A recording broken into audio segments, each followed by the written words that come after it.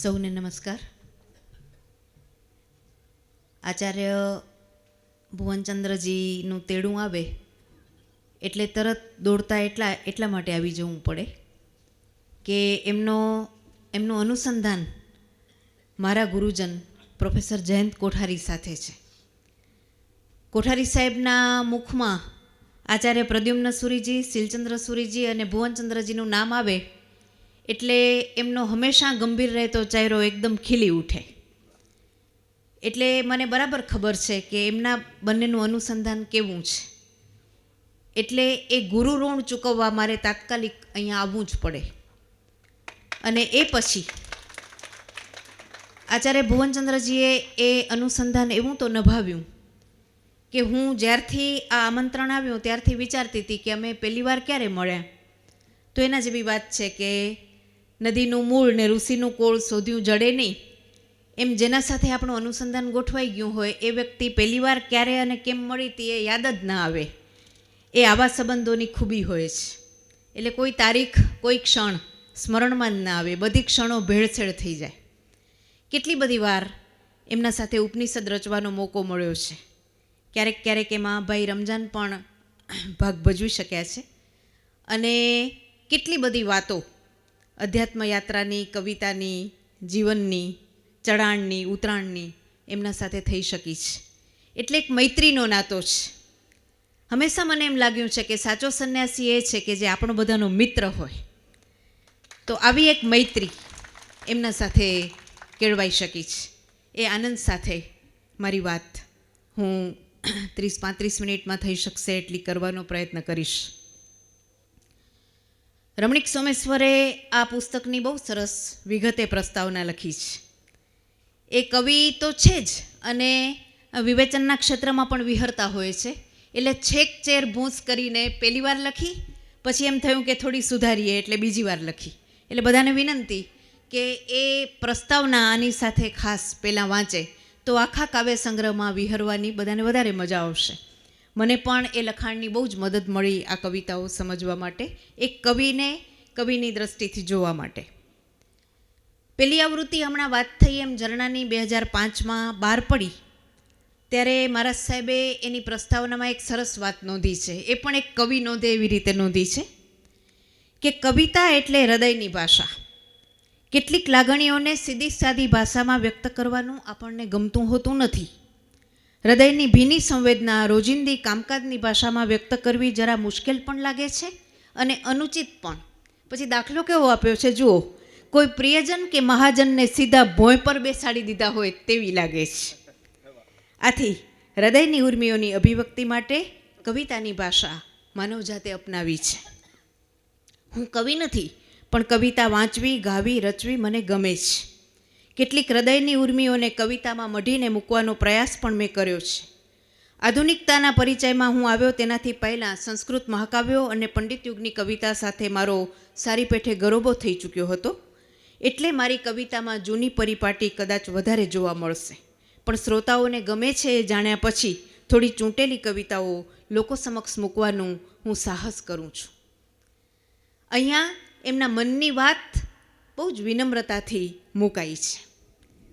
મહારાજ સાહેબને જોઉં છું ત્યારે મારું અનુસંધાન સદાય છે મધ્યકાળના આપણા કવિઓ સાથે, એના કરતાં પણ આગળ. કારણ કે સામાન્ય રીતે આપણા મનમાં એવો ખ્યાલ છે કે અધ્યાત્મ સાથે જે જોડાયેલી વ્યક્તિ હોય, ખાસ કરીને સંન્યાસી અને જૂની ભાષામાં કહીએ તો ઋષિઓ, એ ઉદાસ હોય, ગંભીર હોય, તટસ્થ હોય અને જરા વિદ્રોહની ભાષામાં કહું તો સમાજથી ભાગતા ફરતા હોય, સ્ત્રીઓથી પણ. એવું જ્યારે આપણે જોતા હોઈએ ત્યારે આના મૂળિયા પડેલા છે મહર્ષિ વાલ્મીકી અને વ્યાસમાં. કાયમ આશ્રમમાં સંન્યાસી બનીને રહેલા આ બે આદિકવિઓએ સમાજને, નારીને, માણસના મનને કેટલું બધું ઝીણવટથી જોયું છે, કોઈ પણ જાતના છોછ વગર. એટલે જ્યારે ભુવનચંદ્રજીની કવિતા સાથે હું જોડાઈ ત્યારે મારું અનુસંધાન ફરીથી વ્યાસ, વાલ્મીકી, કાલિદાસ અને મધ્યકાળના કવિઓ છેક જયદેવથી માંડીને દયારામ સુધીના 750 વર્ષનો આપણો મધ્યકાળનો ઇતિહાસ અને આખું મધ્યકાળ જોઈએ તો આચાર્ય હેમચંદ્રથી માંડીને, આચાર્ય હેમચંદ્રે પણ આ જ કર્યું છે. કેવા કેવા દુહાઓ આપ્યા, જીવન સાથે નિસ્બત ધરાવતા. તો કોઈ પણ સંન્યાસી જીવનથી વિમુખ ન રહી શકે. સંન્યાસ પણ જીવનનો એક ભાગ છે. અને ખાસ કરીને આ બધા મહર્ષિઓએ એ શીખવાડ્યું કે જીવનથી અનાસક્ત રહેવાની જે કલા અને સાધના એમણે કેળવી, એ કેવી રીતે સૌંદર્યની ઉપાસના કરતાં કરતાં. અધ્યાત્મ પણ સૌંદર્યનો એક ભાગ છે, સૌંદર્યનો એ છેડો છે, એની ફલશ્રુતિ છે.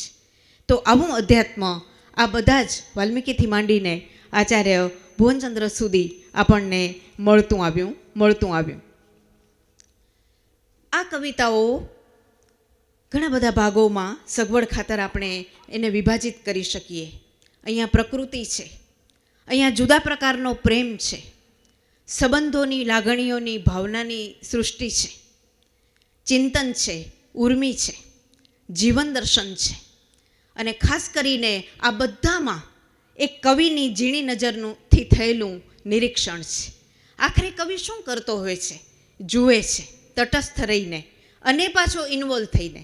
તાદાત્મ્ય અને તાટસ્થ્યનો વિરલ સંયોગ આ કવિતાઓમાં રચાયો છે.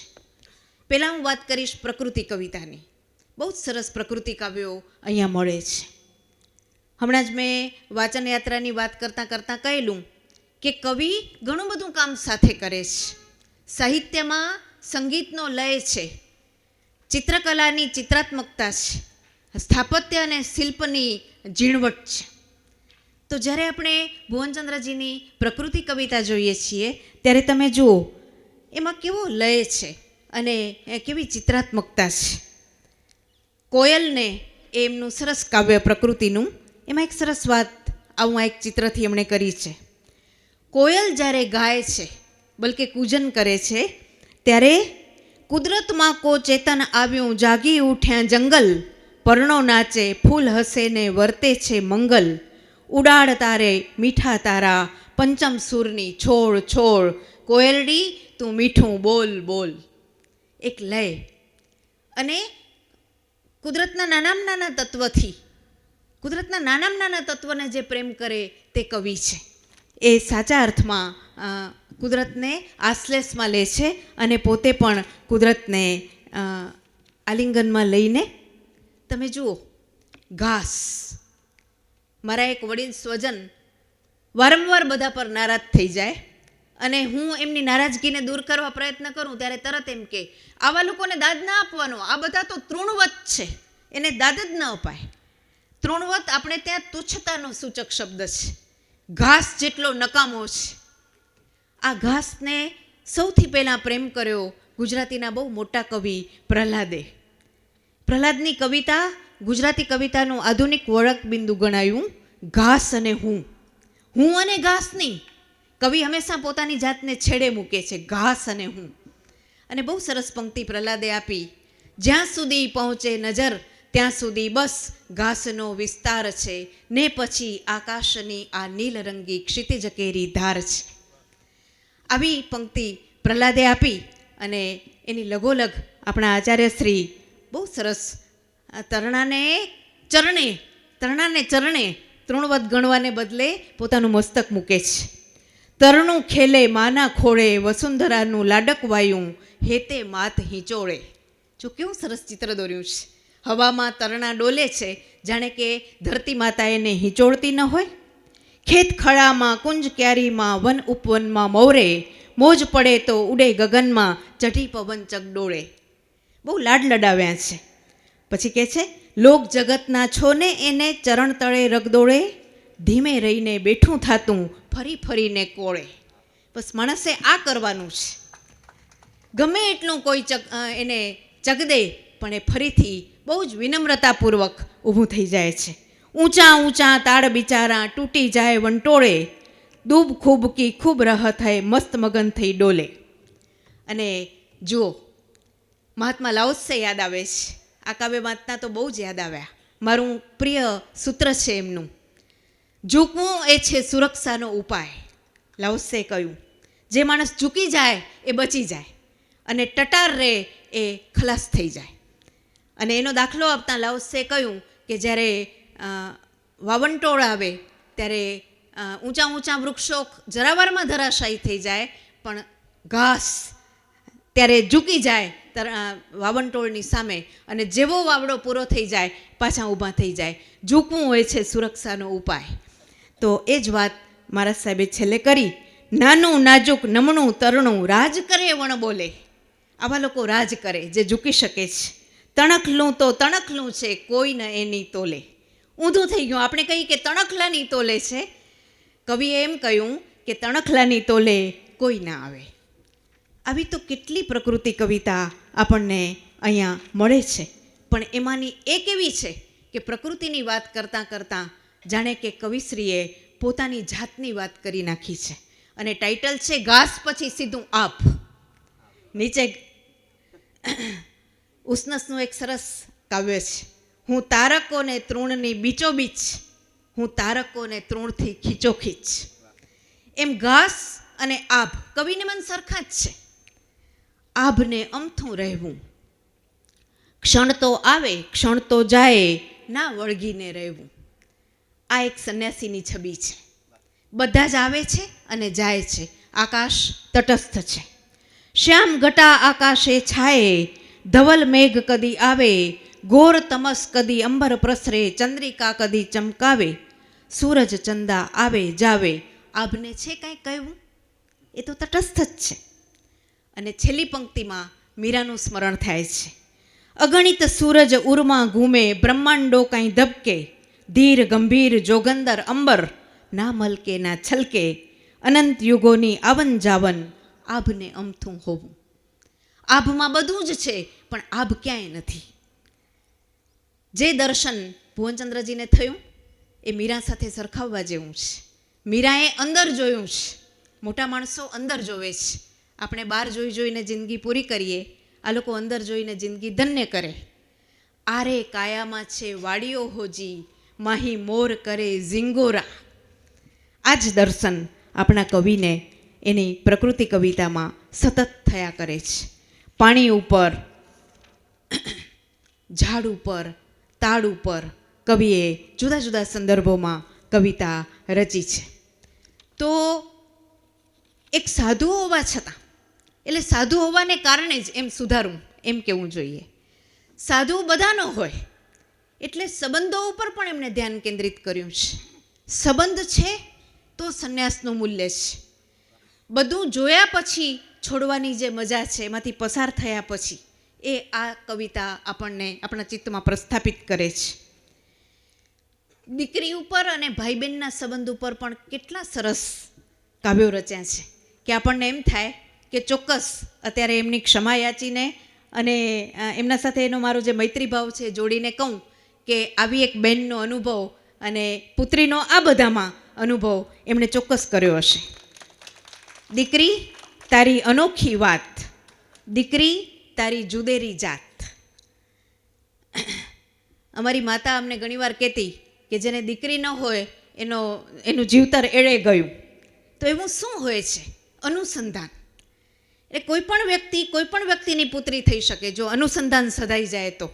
મહારાજ સાહેબે આ કિંજલ જેવી દીકરીઓ માટે કદાચ લખ્યું છે.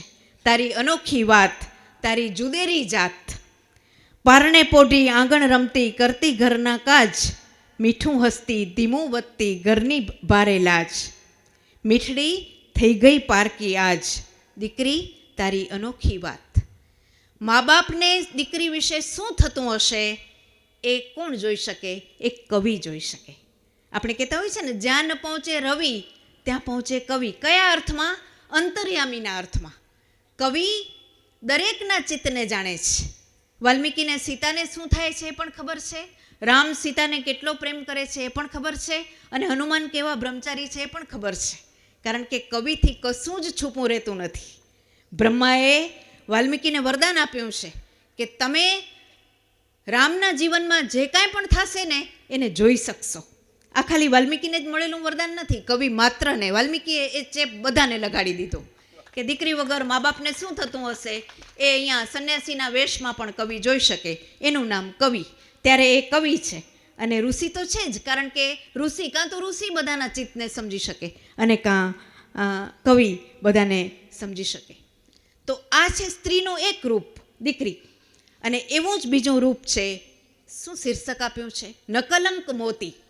બહેન માટે, પત્ની માટે તો ઘણા બધા કાવ્યો લખાયા, મા માટે પણ લખાયા છે, પણ બે જુદા સંબંધ, દીકરી અને બહેન, એનો રોલ કેવો હોય છે માણસની જિંદગીમાં, એની વાત બહુ જ સંવેદનાપૂર્વક કવિશ્રી કરે છે.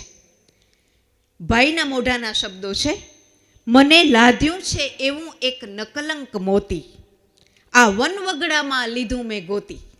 આ ફાની દુનિયામાં બધા સંબંધો સ્વાર્થના સંબંધો છે, બધાને કંઈક જોઈએ છીએ, પણ ભાઈ બહેન છે, મા દીકરી છે, બહેન છે, એ સંબંધો નિસ્વાર્થ આર પારના છે. કેવી છે બેન? વાલપનો દરિયો ભર્યો, હેતની છે હેલી, મરકંતા મુખડે દીધા દુખડાને ઠેલી. પોતે ભલે ને દુઃખી હોય પણ ભાઈના દુઃખને ઠેલી દે છે. હૈયા જરૂખે એની જલતી નિરંતર યાદોની ઝગમગતી જ્યોતિ. અને કેવું છે બેનનું ચિત્ર, બધી જ બહેનોને લાગુ પડે છે. એ બેન બીજા રોલમાં હોય ત્યારે જુદી હશે, એ વાત જુદી છે. એ કમનસીબ છે આપણું કે આપણે બધા રોલમાં એક સરખા નથી રહી શકતા, પણ બેન તરીકે તો રહી શકીએ છીએ. શીળા છે નેણ એના, શીળી છે છાયા, વેણ સુણું શીળા ત્યાં કોળે મારી કાયા. ળ પાસે કેવું કામ લીધું છે. અમારો મોટો કવિ, આપણો મોટો કવિ પ્રેમાનંદ નળની વાત કરતો હોય ત્યારે ળને એવી સરસ રીતે વાપરે કે ળ કઠોર વર્ણ છે એ કોમળ વર્ણ તરીકે કામમાં લાગી જાય.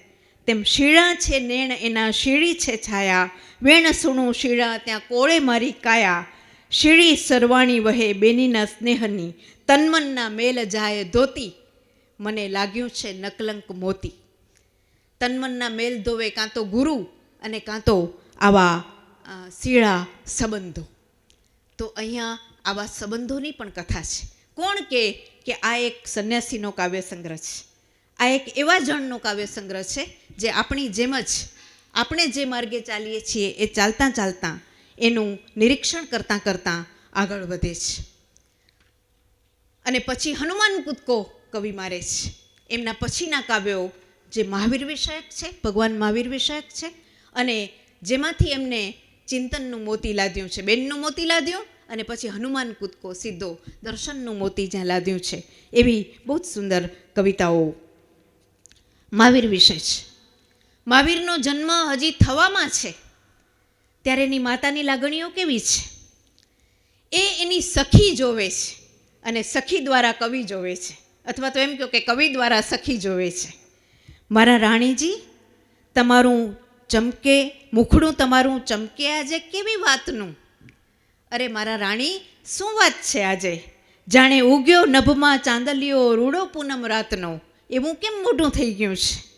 નૈણા તમારા ખીલ્યા જાણે સરોવર પોયણા, કાંઈ જળકે ગગને તારલિયો જાણે પાછલી રાતનો, આવું કેમ છે. કાંઈ આવ્યા રે શુભ મંગળ સંદેશા મોંઘી પિયરવાટના, પિયરમાંથી કાંઈ સમાચાર છે?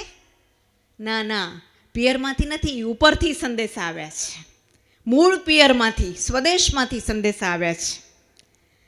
જવાબ આપે છે રાણી, મારી સૈયર હરખ ન માએ મારે હૈયે જાણે આજનો, તે મારા મનની મીઠી મધુરી વાતડી ભલી જાણી લીધી.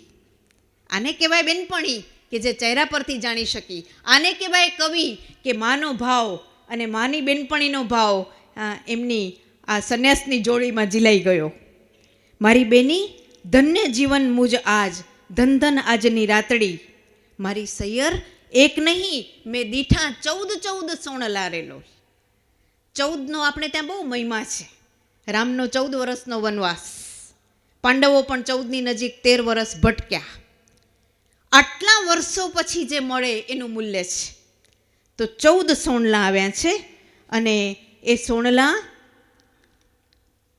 જે પરિણામ છે એ છે વર્ધમાનનો જન્મ. એ વર્ધમાન જે આવી રહ્યો છે એ આવીને શું કરવાનો છે? જળહળ તો ઉગશે ભાનુ કૈવલ્યનો, મહાવીરની થાશે રે જીત, ખુલશે અબોલ પેલી પાંખડીઓ હોઠની, આગમના ગાશે એ ગીત, તન્મનના તાપ સૌ ટળશે આ લોકના, વહેશે જ્યાં કરુણાના નીર. મોટો માણસ આવે ત્યારે પણ આટલું બધું થાય, હોય ત્યારે તો શું થાય, અને જાય ત્યારે શું દઈને જાય, એ બધી જ વાત આ 4 લીટીમાં આવી ગયો. વર્ધમાન આવ્યા, ઘોર તપશ્ચર્યા કરી, પોતે તો ધન્ય થયા. રામકૃષ્ણ પરમહંસ કહે છે કે ગુરુ 1-2 જણને તારે, પણ આવા અવતાર પુરુષો એટલી મોટી હોડી લઈને આવ્યા હોય કે કેટલાય લોકોને બેસાડી જાય. સ્વામી વિવેકાનંદે પણ કહ્યું હતું કે જ્યાં સુધી સ્ત્રીઓનો, ગરીબોનો ઉદ્ધાર નહીં થાય ત્યાં સુધી હું ભૂત થઈને ભટકીશ. આ બધા તરસે પછી તરીશ, ત્યાં સુધી તરવાનો સંકલ્પ રદ કરવામાં આવે છે. અને હમણાં જ મારા પણ જે સમકાલીન કહેવાય એનો મને ગર્વ છે એવા આચાર્ય વિનોબાની જગ્યા પવનાર, ત્યાં 12 એમની સમાધિ છે. અને એમના પ્રમુખ શિષ્ય ઉષાબેને ત્યારે મને કહેલું 96માં કે આચાર્ય વિનોબાજી જતાં જતાં અમને કહેતા ગયા કે હું જ્યાં પહોંચ્યો ત્યાં તમે બધા નહીં પહોંચો, ત્યાં સુધી તમે ભલે સમાધિએ કરો ને અહીંયા મારા અસ્થિએ પધરાવો, પણ હું પવનારમાં ભટક્યા કરીશ. મોટો માણસ આવે છે, બધાને લેતો જાય છે. પહોંચ્યો પથિક સ્વદેશ, પોતે તો પહોંચી ગયો. રહ્યો ન પંથ, રહ્યા ન પ્રવાસી, સત્તા માત્ર અશેષ. એ તો ચાલ્યો ગયો, પણ એની સત્તા આજે પણ પ્રવર્તે છે. આ બધી ખુરશીઓ બીજી તો એવી છે, આજે છે ને કાલે ન હોય. બધા જ નિવૃત્ત થાય, બધા જ નીકળી જાય, બધા જ મૃત્યુ પામે, પણ આ સત્તા અશેષ છે. હતો ચિરંતન કાળ પ્રવાસી, આજ સનાતન ધામ નિવાસી, યાત્રા થઈ નિશેષ, પહોંચ્યો પથિક સ્વદેશ. સપનાનો આ અંત છે. મહાવીર વિશેના 5 કાવ્યો એક-એકથી ચડે એ રીતે અહીંયા વ્યક્ત થયા છે. કરતાં કરતાં કરતાં સંબંધો મહાવીર અને પછી કવિ મેં કહ્યું એમ હનુમાન કૂદકો લગાવતા વીતરાગની વાટે પહોંચે છે.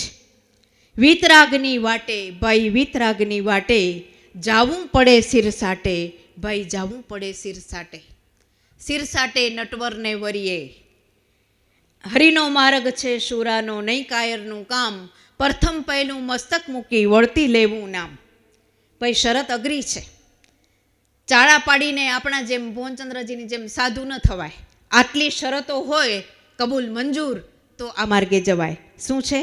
જાણીતાને કરો અજાણ્યા, અજાણ્યાને જાણો. સાધુની આ શરત છે. જાણીતાને અજાણ્યા કરવાના છે. આ કુમારભાઈ મળે તો મને કાંઈ નહીં, અઘરું છે, મારાથી તો રહેવાય જ નહીં, એ કરવાનું છે. અને અજાણ્યાને જાણીતા પોતાના કરવાના છે. જેની સામોય નથી જોતા એને આલિંગન આપવાનું છે. ચહેરા મોહરા અળગા કરી પંડને આપ પીછાણો, વણજારાનો માર્ગ છોડી જાવું એકલ ઘાટે. ભાઈઓ, જાવું એકલ ઘાટે. અને ક્યાંય બોધ નથી. મજા એટલે આવે છે મારા જેવાને કે આખી કૃતિમાં ક્યાંય બોધ નથી. આમ કરો, આમ ન કરો, આ છોડો, આ ન છોડો. એવું હોય તો ચોપડી તરત બંધ કરી દઈ, કરવું હશે કરશું, નહીં જ કરીએ, એ આપણી પ્રકૃતિ છે. પણ હળવાશથી ચિંતન આવે છે. એટલું સરસ રીતે આપણા ચિત્તમાં પથરાઈ જાય છે કે કરવાનું મન થઈ જાય. મનનો મણકે મણકો ગણજો, તન્ના તાર ઉધેડો, દાસીને કહો કરે ન ડબડબ, ઓઢો પલક પછેડો. હર હરકતની હકીકત સમજો, તોલી ધર્મને કાંટે. છન છન છમછમ ખણખણ ખણખણ ચમચમ ચમચમ છોડો. વિનોદની શૈલીમાં જરા મરમાળું હસી લીધું છે. આખો દી કચકચ કચકચ ચાલુ જ છે. આ થયું, આ ન થયું, આણે અપમાન કર્યું, આણે માન આપ્યું, એ બધું છોડો. હુંનો હુંકાર તજી દો, ક્ષણને ઝૂલે ઝૂલો. જીવન સાટે જીવન મળશે.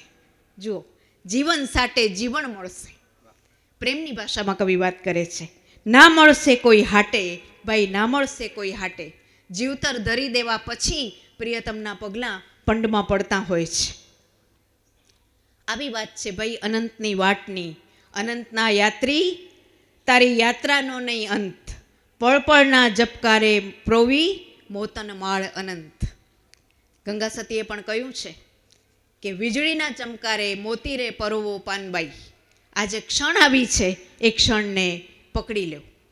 નહીતર તો આ જિંદગી કેવી છે એની પણ કવિને ખબર છે. ગઝલમાં કહે છે કવિ, રોજ એની એ જ હાલત થાય છે, જિંદગી આ એમ ને એમ વહેતી જાય છે. એ જ સવાર, એ જ નાવું ધોવું, એ જ જમવું, એમાં જ રસ લેવો. અમારું તો કામ જ એ છે, અમારી જ્ઞાતિ એના માટે પંકાયેલી છે. શું જમશું એમાં મજા આવી જાય. એ જ રસ્તો, એ જ રાહી રોજના, આંખ ઉપર દાબડા બંધાય છે. જિંદગીની આજ મોટી મશ્કરી, રાહ જોતા મોતની જીવાય છે. હા, એક વાત સાચી છે કે તારીખિયાના પાના દરરોજ બદલે છે, પણ હકીકતો એની જ રહે છે. માણસ ત્યાં ને ત્યાં જ હોય છે. જ્યાં આજે હતો ત્યાં જ કાલે, ત્યાં જ પરમદી ને ત્યાં જ જતી વખતે. એટલે જ આપણે ત્યાં ઘણા બધા શબ્દો છે, પર્યાયોની હારમાળા છે. મારા જેવા જાય તો ગુજરી ગયા, એટલે આમ તો મરી ગયા જ, જરાક સારું કોઈક માન રાખે. ગુજરી ગયા, આ રમજાન જેવા મૃત્યુ પામ્યા એમ કદાચ કહી દે, અને પછી આગળ વધે.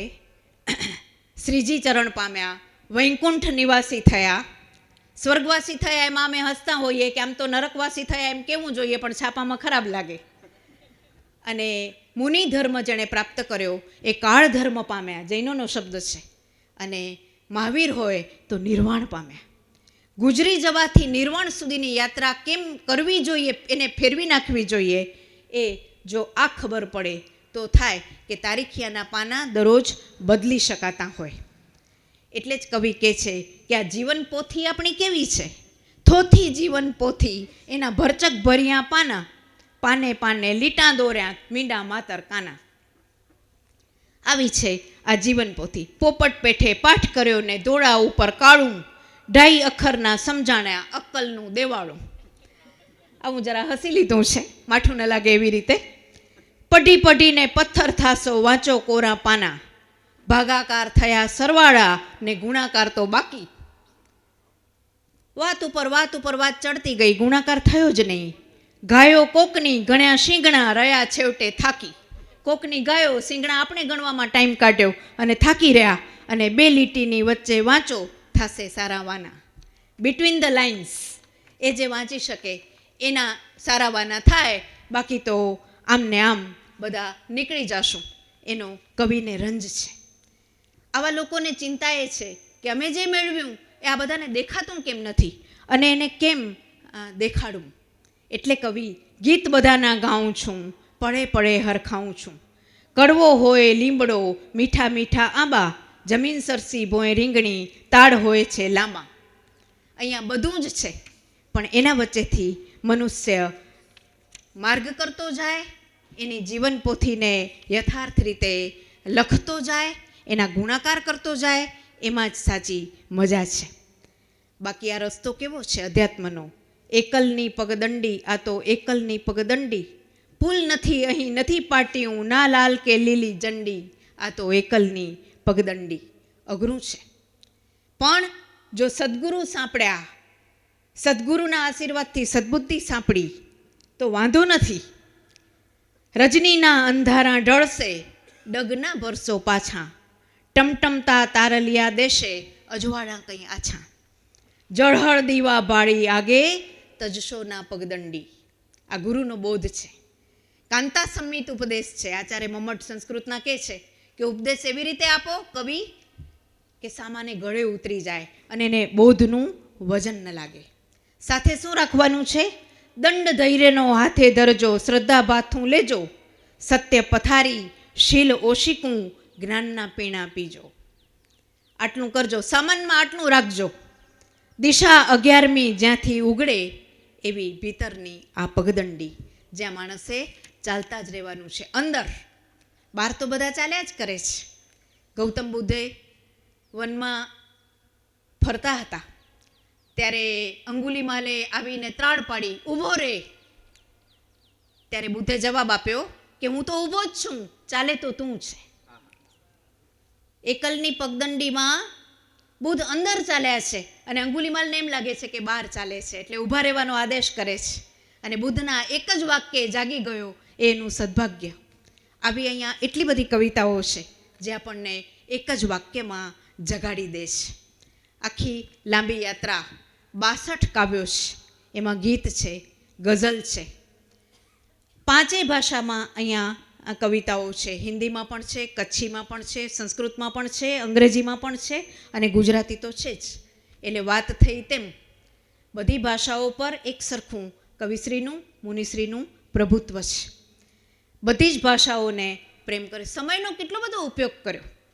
આપણને એમ થાય કે મુનિ એટલે આખો દિવસ ધ્યાન ધરે, ઉપદેશ આપે, બધા આવે એના પાસે મોટી વાતો કરે, પણ અંદર ચાલતો યાત્રી આટલા 62-65 વર્ષની યાત્રામાં કેટલો બધો હિસાબ આપી શકે છે એ એમની આ કવિતાઓને જોઈએ ત્યારે ખ્યાલ આવે. સામે રસાસ્વાદ મૂક્યો છે, એટલે જે વ્યક્તિને કવિતામાં રસ ન હોય, આ ભાષા ન સમજાય, એ સાવ ટૂંકમાં લાઘવની કલા છે. રસાસ્વાદ આટલો લાંબો નથી, 4-4, 5-5, 6-6 લીટીનો છે. એ વાંચી લો તો પણ તમને આ કવિતામાં શું છે એની ખબર પડે. છેલ્લે 2 વાત કરીશ. એક તો સમગ્રલક્ષી રીતે અહીંયા આપણે જોઈએ તો કવિ ક્યાંય આવેશથી વાત કરતા નથી, ક્યાંય એમની નમ્રતા ગુમાવતા નથી. જીવન પ્રત્યેની જે નિસ્બત છે એ સતત વર્તાય છે. એટલે તો ઘાસથી માંડીને મહાવીર સુધીની યાત્રા આ 62 કાવ્યમાં.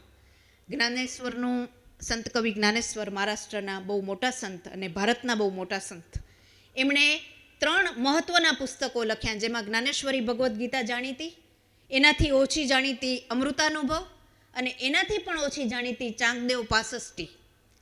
ચાંગદેવને જ્ઞાનેશ્વરે 65 ઓવીઓમાં પત્ર લખ્યો છે, એટલે ચાંગદેવ પાસષ્ટી, અને અહીંયા 62 કાવ્યો છે. એટલે મહારાજ સાહેબ જ્ઞાનદેવની નજીક જઈને કવિતાને આરાધી શક્યા છે 62 કાવ્યોમાં. શું કામ એ આકર્ષે છે આ કવિતા અને કવિ અને મુનિનું વ્યક્તિત્વ? તો કારણ કવિ કહે છે, સૂરજને હું છું તો તારાનો પણ ચાહક છું, તારાનો પણ ચાહક છું. આ વ્યાપકતા છે કવિમાં. કોકિલ કૂજન મને ગમે છે. જુઓ, મને આ વાત ગમી ગઈ. કોકિલ કૂજન મને ગમે છે, પણ નીરવતાનો સાધક છું. જો નાદ ગમે છે તો અનાદ, નાદ વિનાની સ્થિતિ પણ મને ગમે છે. કોક મળે તો રાજી રાજી, પણ એકાંતે મલકાઉં છું. કોઈ મળે તો બહુ જ આનંદ થાય. હું આવું ત્યારે એમની આંખોમાં આવકાર પ્રગટી ઉઠતો હોય, પણ હું જાઉં ત્યારે હું ક્યારે નીકળી ગઈ એની પણ એમને શરત ન હોય. એકાંતે હું રાજી રાજી, કોક મળે તો રાજી રાજી, પણ એકાંતે મલકાઉં છું. ગીત બધાના ગાઉં છું. સાધુ બધાનો હોય એવું શીખવાડવામાં આવ્યું છે ગુરુજનો તરફથી, વડીલો તરફથી, કે કેવા માણસનો વિશ્વાસ કરવો જે બધાનો હોય. આપણે એવા માણસોનો વિશ્વાસ કર્યો છે. પછી એ રામ હોય, એ મહાવીર હોય, એ બુદ્ધ હોય, એ ભુવનચંદ્રજી હોય, એ બધાના હોય છે. આ કવિતા તમે જુઓ, બેન, સ્ત્રી, સ્ત્રીના રૂપ, સ્ત્રીનું સૌંદર્ય, પ્રેમ, ચિંતન, મનન, ઉર્મિશીલતા, એ બધું જ કહેતા કવિ આખરે તો બધાના થઈને અટકે છે. અને જેમનું મુખ્ય કાવ્ય છે ઝરણું, એ ઝરણું શું કરે? આવે અને જાય. ઉમાશંકરે પણ ઝરણાને બહુ મહત્ત્વ આપ્યું છે, અને એ ક્યાંય રોકાય નહીં.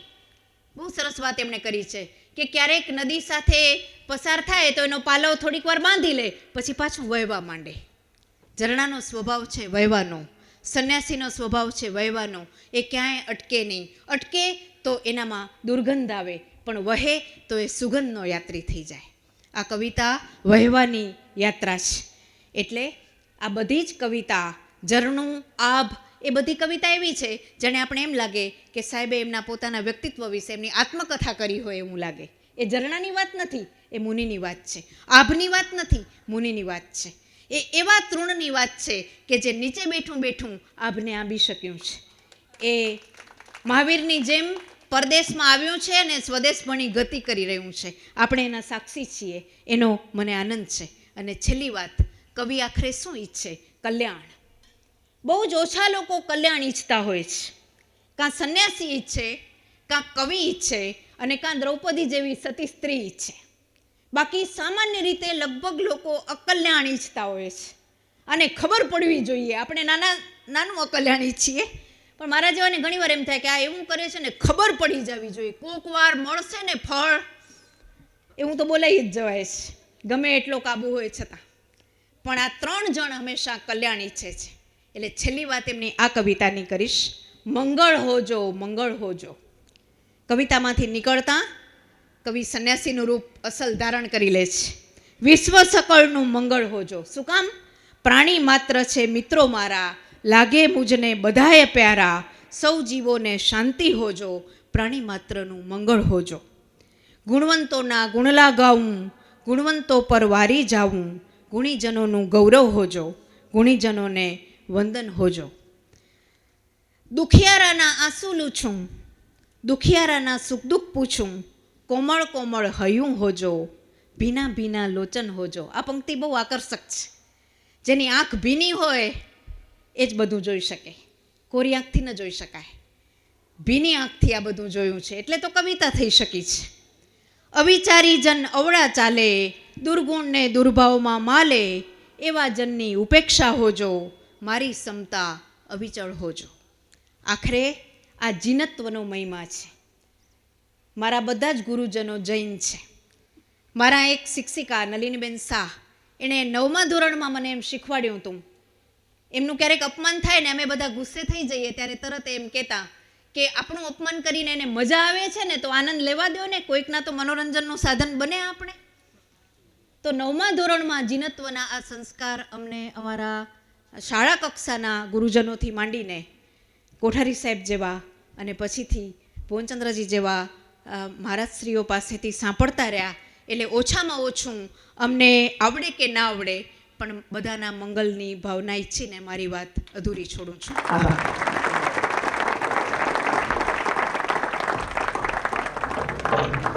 અહીં બેઠેલામાંથી ઘણા બધા જેમને લગભગ દંતકથાના પાત્ર તરીકે જોઈ રહ્યા હતા, એવા દર્શનાબેનને ચાહી રહ્યા હતા, એવા દર્શનાબેન આજે આપણી સમક્ષ પ્રત્યક્ષ આવ્યા અને એમણે સાહેબજીની કવિતાઓની જે વાત પહોંચાડી આપણા સૌને. આ એક નાનકડો સ્પાર્ક કરીને ગયા છે. એટલે આ બધું આપણને સાહેબજીની કવિતાઓ ભણી લઈ જવા માટે પ્રેરક ઉદ્બોધન એમનું મળ્યું.